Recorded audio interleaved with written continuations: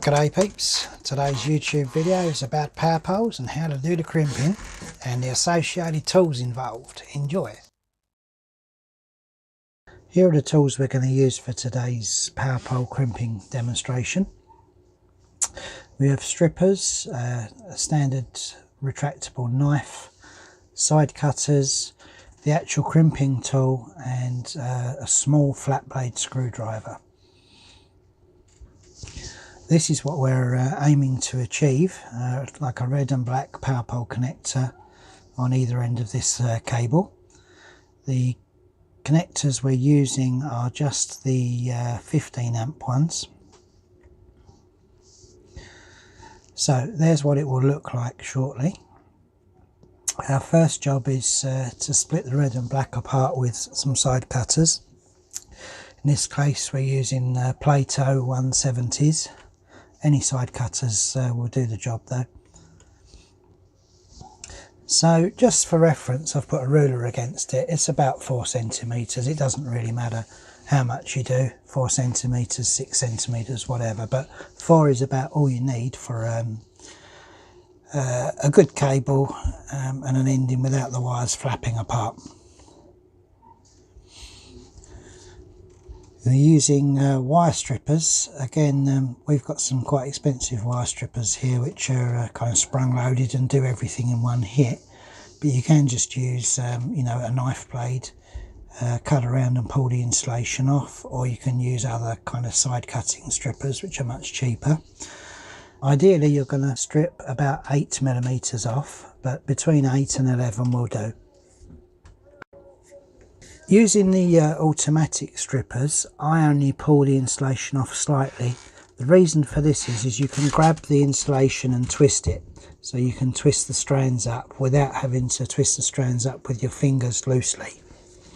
So here's the ratchet crimpers, which are absolutely the best invention.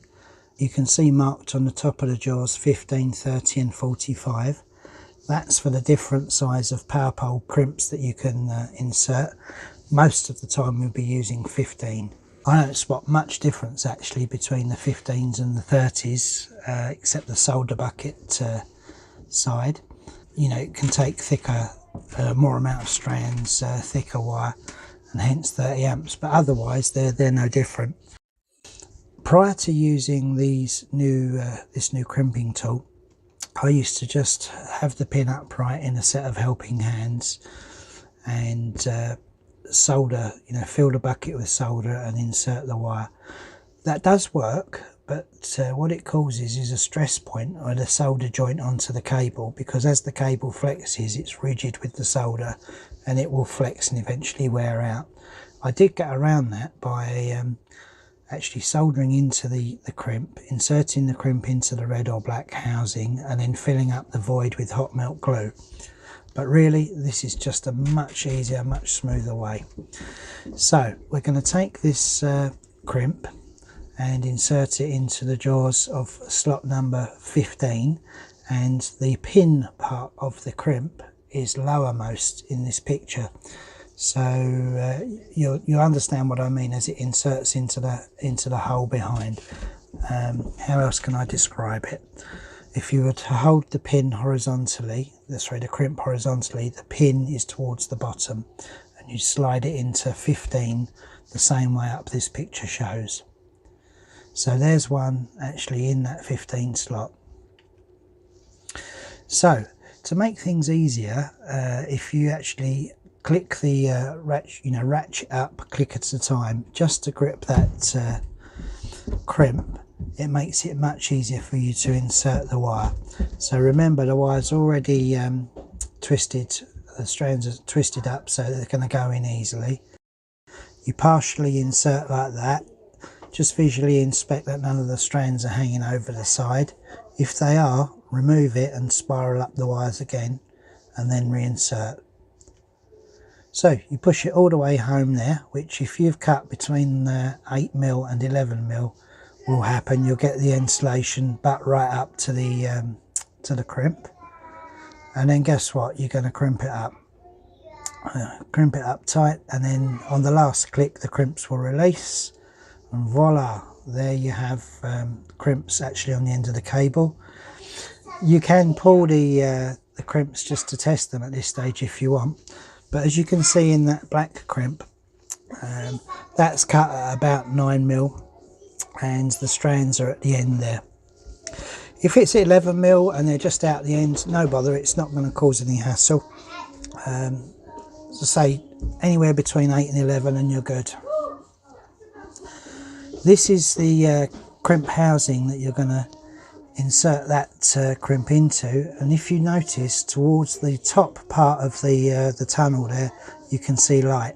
So we're going to rotate the pin in our hand so that the blade is uppermost and it goes into that bit that you can see light at the top of the inside of that tunnel there. And this is what it looks like the same way up, just the view from the other end. Okay, and so same view.